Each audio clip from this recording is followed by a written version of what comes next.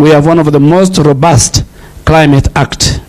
My ministry is currently spearheading the 15 billion tree growing strategy to safeguard our catchment areas and urban development. The ambassador of Azerbaijan will be our host. His government will host us in COP29. Distinguished guest partners, ladies and gentlemen, good morning. I want to begin by expressing my appreciation to my esteemed colleagues for organizing this very, very important meeting, and to the Right Honorable Raila Odinga for his presence today.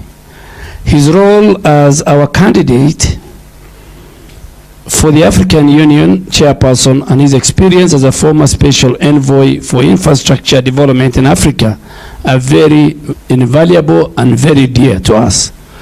And because I have an opportunity here, let me say it. 16 years ago, myself, the Honorable John Bandi, the current president, served in his government where he was the Prime Minister. The current president was the Minister for Agriculture.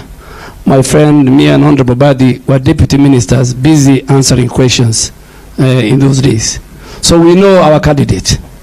We know his experience. We know his capabilities. We are presenting a tested, experienced African statesman, a Pan-Africanist to the continent. And we are very proud that today you have joined us, Your Excellency. I also want to extend my appreciation to the African Union Commission, United Cities and Local Governments of Africa, the 14 national focal points of the Building Resilience for Urban Poor, the African Designated Authorities Network, Aden, and all our supporting partners. Your collaboration in addressing the climate change challenge affecting our most vulnerable population in both the rural and urban areas is critical, crucial, and important for us today.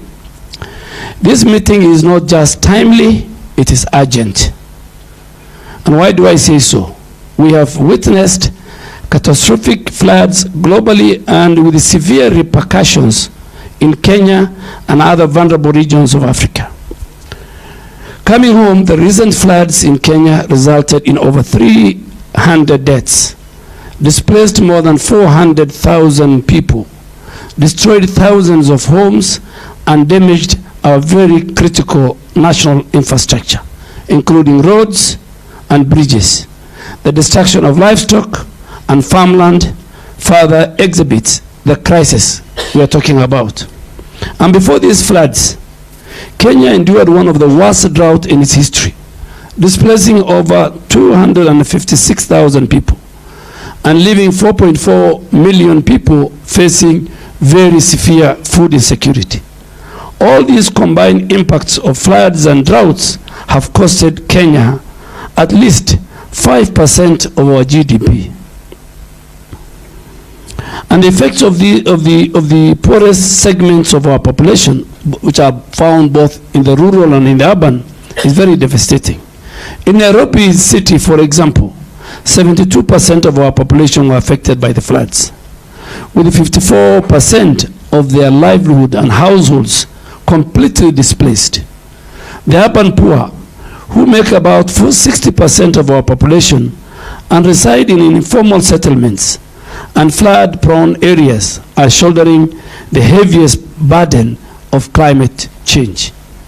While the government is actively mobilizing resources to recover from these recent floods, it is clear that we need to do much more to address the dire consequences of this climate change. According to the recent UN Habitat report, if current urbanization rates continue, approximately, which is 50% of Kenyans now will live in urban areas by 2030.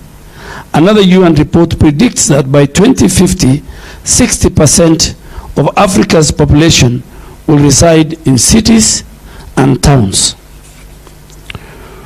With a high rate of migration from rural to urban areas, our largest cities ultimately will be increasing and increasingly be located in developing countries. This will exhibit the spread of informal settlements and intensify the threats posed by climate change.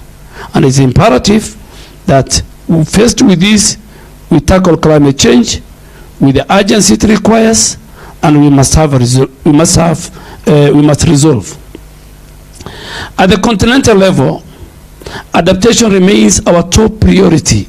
And as the current chair of the Committee of African Heads of State on Climate, that is Kenya, our President Ruto, and the chair of the African Group of Negotiators led by our Special Envoy on Climate Change, Ambassador Ali Mohammed, we are committed to making adaptation a key, important focus in all our multilateral processes as a country.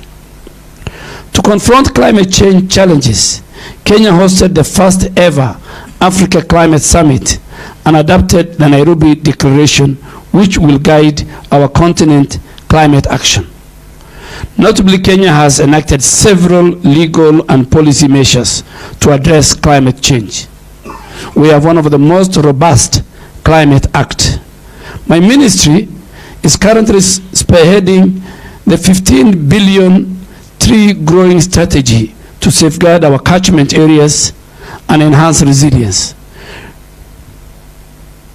alongside other pivotal initiatives that promote climate action through carbon markets. In the last 8 months, we have planted over 400 million trees, and we keep on planting them. We are also integrating climate change considerations across all sectors of our economy, in alignment with the bottom-up economic transformation agenda known as BETTER of our 5th administration. I am proud of the 2 Kenyan-led initiatives that will be discussed here today, the BICRAP and the FLOCA. These programs aim to develop and implement infrastructure and social programs in order to build resilience among our most vulnerable populations, including children, the elderly, women, and the people with disability, as committed in the Nairobi Declaration. Both programs are part of the National Climate Action Plan, FLOCA, and in particular has successfully mobilized financing at both the community level through our county governments. This pioneering program success must be expanded across the continent and to our urban centers.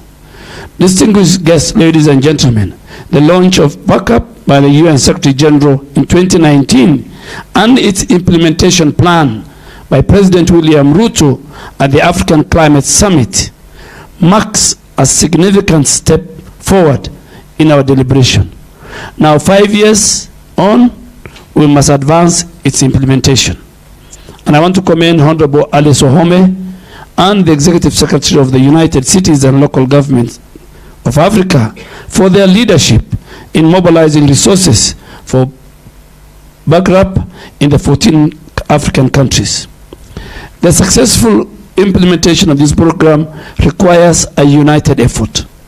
Governments, NGOs, civil society, the private sector, international agencies must come together to provide the necessary funding, expertise, and resources to elevate it to the level of FLOCA. And I'm very hopeful that Backup Kenya will address critical challenges such as housing, water, infrastructure, including even accelerating our affordable housing and slum upgrading program, and supporting the Nairobi River Commission in its cleanup efforts. Your Excellency, former Prime Minister, I want to assure you that I will take the route of the late John Michuki. I will clean Nairobi River Commission. I will take the route of Wangari Maathai in saving Karura Forest today, that you will enjoy. So the 141 industry players and many people who we have done through traceability and who are polluting the rivers, Nairobi rivers, you better think twice. There's a new sheriff in town. I will deal with it. We must see the blue waters of these rivers, all the way from Kikuyu to the end of the eastern part of Nairobi. Nairobi, Your Excellency, former Prime Minister, is the environmental capital of the world. That's why we have UNEP here. And because you spearheaded our constitutional making of 2010, Kenyan constitution is a green constitution.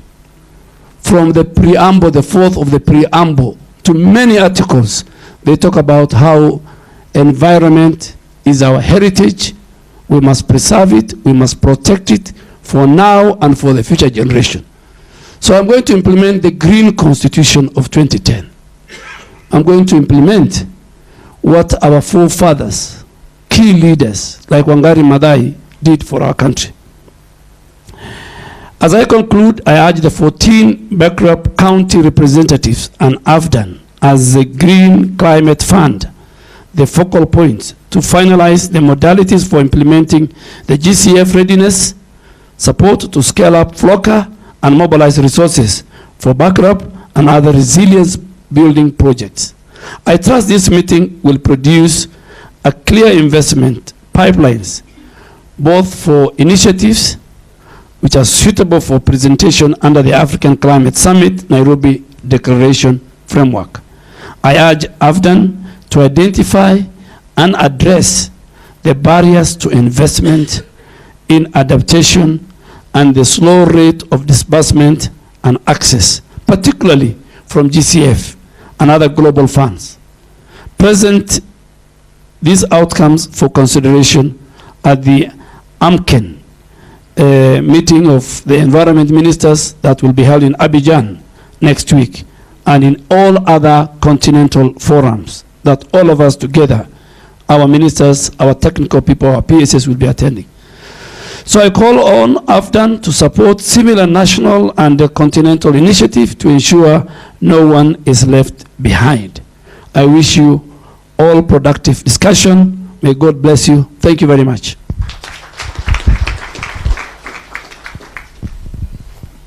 Thank you very much, Honorable Cabinet Secretary. As you observed, adaptation is